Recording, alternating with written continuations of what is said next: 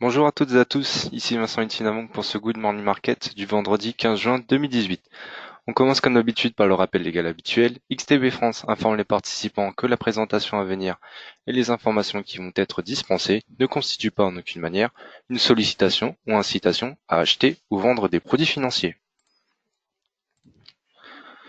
Du point de vue du calendrier économique du jour, nous prendrons connaissance tout d'abord du discours de Benoît Cœuré, le membre du directoire de la BCE à 10h45. L'indice des prix à la consommation du mois de mai en zone euro nous intéressera et sera publié à 11 heures. Du côté des États-Unis, nous prendrons connaissance de l'indice manufacturier Empire State de la Fed de New York pour le mois de juin à 14h30. Par ailleurs, la production industrielle américaine du mois de mai sera publiée quelques instants après à 15h15. L'indice Michigan de confiance des consommateurs sera publié quant à lui à 16h, tandis que la séance s'achèvera sur le discours de Robert Kaplan, le président de la Fed de Dallas, à 19h. Du côté des marchés, cette séance sera placée sous le signe des 4 sorcières, marquant l'arrivée à échéance des futurs et options sur actions et indices. Les volumes d'échange pourraient donc augmenter en cette fin de semaine. Du côté des marchés, Wall Street a clôturé jeudi en territoire positif avec un nouveau record pour le Nasdaq. Par ailleurs, le département du commerce américain a fait état d'une forte augmentation des ventes au détail pour le mois de mai, alors que les inscriptions hebdomadaires au chômage reculent contre toute attente. Les opérateurs ont également salué le billet accommodant de la Banque centrale européenne. Cependant, le secteur bancaire a été pénalisé tandis que les valeurs technologiques ont affiché de bonnes performances. En Europe, les indices ont terminé en forte hausse grâce à la chute de l'euro sur le marché des changes. Ce repli est la conséquence directe de la décision de la BCE de ne pas relever ses taux directeurs avant la fin de l'été 2019. Ce biais favorise les valeurs exportatrices et fait reculer les rendements obligataires en Europe. Enfin, sur les marchés asiatiques, le Nikkei 225 a fini en hausse de 0,5% sur les niveaux des 22 851 points suite aux annonces de la BCE et de la Banque du Japon. En effet, cette dernière a laissé sa politique monétaire inchangée et a révisé à la baisse son estimation d'inflation.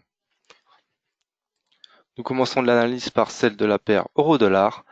Comme anticipé par le consensus, la BCE a annoncé l'arrêt de son programme d'assouplissement quantitatif pour la fin de l'année. L'institution réduira progressivement ses rachats d'obligations à partir du mois de septembre. L'enveloppe mensuelle allouée au quantitative easing passera ainsi de 30 à 15 milliards d'euros. Cependant, Mario Draghi a déclaré que les taux resteraient inchangés au moins jusqu'à la fin de l'été 2019 et en tout cas aussi longtemps que nécessaire.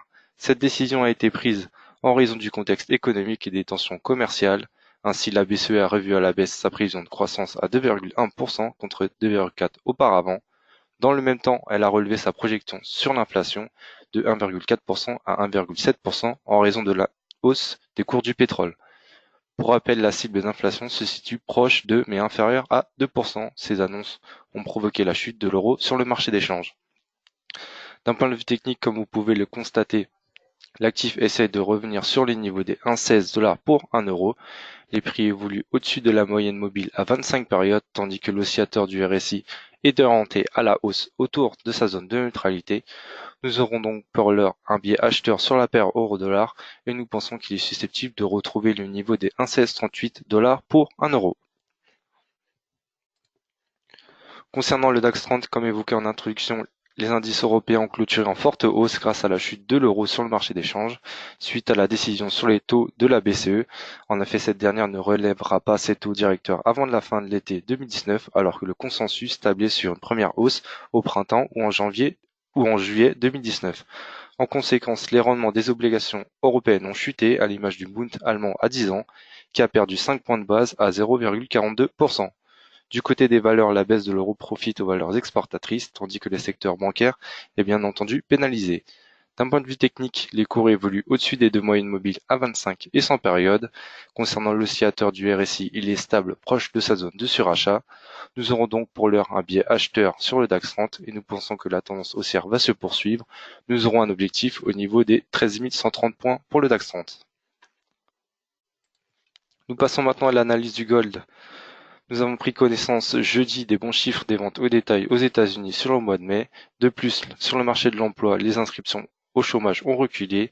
Nous prendrons connaissance aujourd'hui des chiffres de la production industrielle américaine du mois de mai.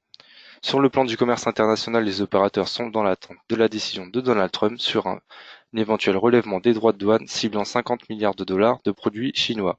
Sur le plan technique, les prix évoluent autour des deux moyennes mobiles à 7 et 21 périodes. Concernant le RSI, l'oscillateur est stable autour de sa zone de neutralité.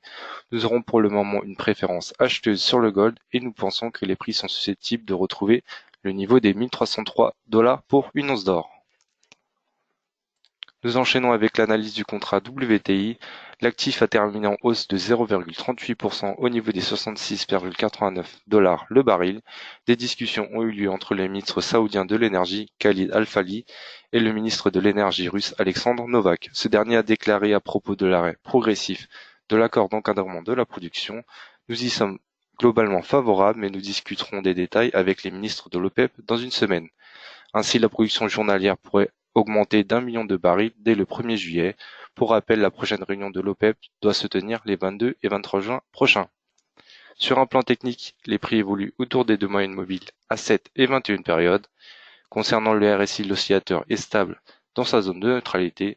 Cependant, nous aurons pour le moment un biais neutre sur l'actif. Concernant le CAC 40, le contexte est le même que pour le DAX 30. En effet, la dépréciation de l'euro a soutenu les entreprises exportatrices telles que Airbus, PSA ou LVMH. Pour l'heure, d'un point de vue technique, les cours évoluent au-dessus des deux moyennes mobiles à 25 et 100 périodes. Concernant le RSI, l'oscillateur est orienté à la hausse proche de sa zone de surachat. Cependant, nous maintenons notre biais acheteur sur les indices européens et nous pensons que le CAC 40 est susceptible de revenir sur les niveaux des 5550 points. Concernant le S&P 500, les indices américains Wall Street ont clôturé en territoire positif grâce aux bonnes statistiques publiées jeudi concernant les ventes au détail et le marché de l'emploi. Par ailleurs, Wall Street a bien réagi au biais prudent de la BCE. Les secteurs des médias et des technologiques se sont signalés. Sur un plan technique, les cours évoluent sous la moyenne mobile à 21 périodes. Concernant le RSI, l'oscillateur est orienté à la baisse dans sa zone de survente. Pour l'heure, nous aurons un biais vendeur sur le S&P 500 et nous pensons qu'il est susceptible de retrouver le niveau des 2769 points. Enfin, nous terminons avec le Bitcoin. Le Bitcoin qui avait reculé suite au piratage d'une plateforme d'échange de crypto-monnaies en Corée du Sud, mais pour l'heure, l'actif se stabilise au-dessus du niveau des 6500 dollars pour un Bitcoin, tandis que les prix évolue autour des deux moyennes mobiles à 7 et 21 périodes. Concernant le RSI, l'oscillateur est stable dans sa zone de neutralité. Nous aurons donc pour l'heure un léger biais acheteur sur l'actif avec en ligne de mire le niveau des 6751 dollars pour un Bitcoin. Je vous remercie, je vous retrouverai lundi pour un nouveau Good Morning Market. Merci et bon week-end.